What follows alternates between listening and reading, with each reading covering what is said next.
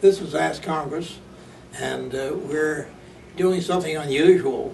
We're interviewing a congressman-elect right now, the newly elected congressman from Long Island's 1st District, Congressman Lee Zeldin. It's great to be with you. Well, it's good to have you here. Tell me, what got you involved in politics? I got off active duty in the Army back in 2007. Came back home to Long Island with my wife, our twin girls, Michaela and Ariana. So many people I had grown up with had left Long Island. They can't afford to start their families here, and a lot of seniors, including my grandparents, had left Long Island. And even though they spent their whole lives here, they love it here. They want to stay. They couldn't afford to. And just being able to serve our country in a new way. I still serve in the reserves, but being able to wear our nation's uniform is such a high honor. But serving an elected office to be able to represent my community, my state, and my country is something that I look forward to. I've enjoyed doing in the state Senate, and I look forward to doing it in Congress. Well, we look forward to having you in Congress. Well, we're getting very close to taking the oath, and we want to be able to hit the ground running. Well, when you talk about the idea of the serving your country, unfortunately, the people today have a very low regard for Congress, and perhaps you can build up some interest in the Congress that is in probably a much better image. I would say a couple things to that. One is that it doesn't sell newspapers when someone doesn't take a bribe that day, and I think that a lot of people, politicians is a dirty word because of the bad stories we read of someone not doing the right thing. And what I've realized is firsthand, while serving up in Albany, is that while you do have people doing the wrong thing, you also have individuals on both sides of the aisle who are there who they read the bills. They truly want to represent their constituents as best as they can, but it doesn't sell newspapers. And that's unfortunate. The second thing is, I've said this often. I really do believe that we need more veteran representation in Congress. 40 years ago, when you were serving, over 75% of Congress were military veterans. That's right. That number now is less than 1 in 5, and I think that would also help in building the reputation of Congress. And if we elect more veteran leaders to represent us. Well, I think too, what you make a very good point in as much as today, Congress is really not only the Congress of the United States, but being the leader in the world, it has a much greater significance. And certainly on the question of our military involvement throughout the world, certainly someone with military experience is really needed. And when they come home, ensuring that our veterans, when they come home with post-traumatic stress disorder, or they have challenges finding a roof to put over their head or food on their table, it's very important that we care for our veterans. It's one thing to put an outstretched hand out and say thank you for your service and to give someone a hug, and that's important. Mm-hmm. But thanking our veterans really do need to go a little bit further. Right. Well, tell me, with that background and having served in Iraq, what do you think of our situation there today? Well, the president's strategy, in my opinion, and I've said this really since the moment he announced it on September 10th, it needs to evolve a little bit further. There is a heavy reliance on Iraqi military and law enforcement to defeat ISIS. This is an element that doesn't even show up to work. It's a victory to get them to show up at a police precinct a quarter mile from their house when they're expecting no threat that day. That's why we went in so easily in '91 and 2003. ISIS's ranks is growing up into literally the tens of thousands. You have Iraqi leadership unable and unwilling to bring the factions together of that government. You have people fighting for Iraq in theory who don't have a love of country, who aren't fighting for the Constitution. They're not fighting for the freedoms and liberties. Many are doing it because it's a paycheck, and if ever their lives or their families' lives are at risk, they wouldn't fight. There are others who are willing to put up a fight, but I think the key thing is better leadership, if at all possible, in Iraq, and also an evolution of the president's strategy, because you cannot destroy ISIS. You can kill some of the bad guys with aerial attacks, take out some of their communications, their command and control, their logistics. But the Iraqi military and law enforcement, they're not going to finish the job. And one thing, however, I think is that we as a nation, as a people, have not recognized that we are engaged in a religious war.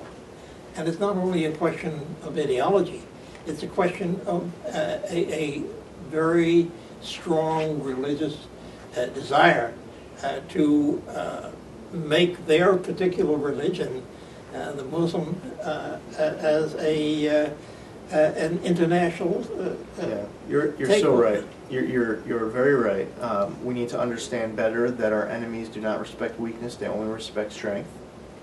And when you say there's going to be consequences for particular actions, if you make that decision to say that, then there needs to be consequences, and follow through, and consistency, and strength. And so our foreign policy certainly needs to improve understanding the reality of this element that we are up against. Well, what do you think about the question of Syria now? Yeah, and Syria is actually the example that came to mind, as I said, that when you say there's going to be consequences, there needs to be consequences, and we have 3 different elements right now that are at different levels of risk to the United States. You have a Syrian government, you have a rebel force looking to overthrow the Syrian government. Some of the rebel force has extremist elements within their own ranks. And then you also have ISIS.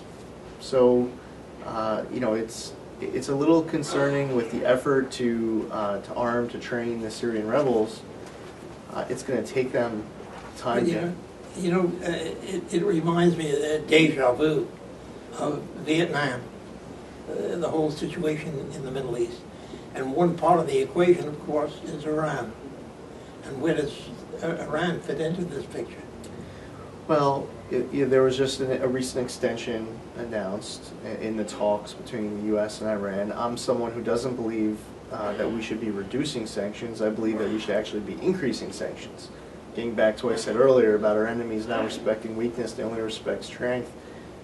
We're getting played right now by the Iranian government. They are buying themselves more time to pursue nuclear capability and benefiting from literally billions of dollars worth of an economic benefit by reducing sanctions on them. The right answer is to increase sanctions, not reduce it. And really, we need to understand the fundamentals of an agreement, whether we're talking about a private contract to buy a home, we're talking about an agreement to stop an enemy from pursuing nuclear capability.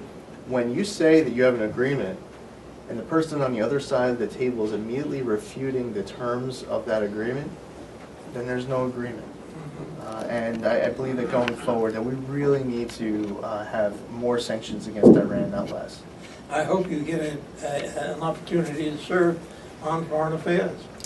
We'll see soon what committee assignments we'll have, and if given the opportunity to serve on foreign affairs, and even if I'm not able to serve on foreign affairs, I'll be very outspoken on these issues.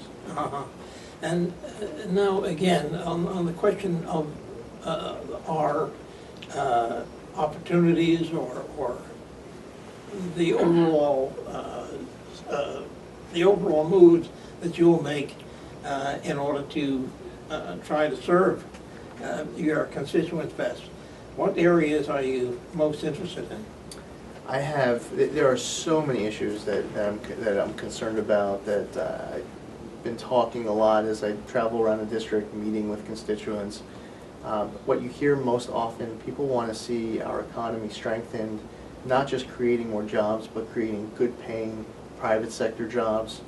We need to do a better job securing our borders, fighting for our veterans who have fought for us when they come home, improving quality of education in our schools, Our health care needs to improve here in this country. There are ways, even if you're in favor of Obamacare, there are ways to improve health care in this country. It doesn't matter whether you're for it or against it.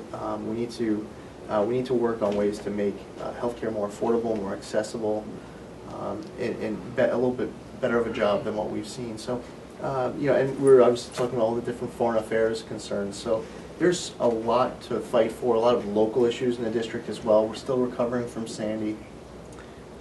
We have people who have literally 2 years later, over 2 years later, still not yet in their homes.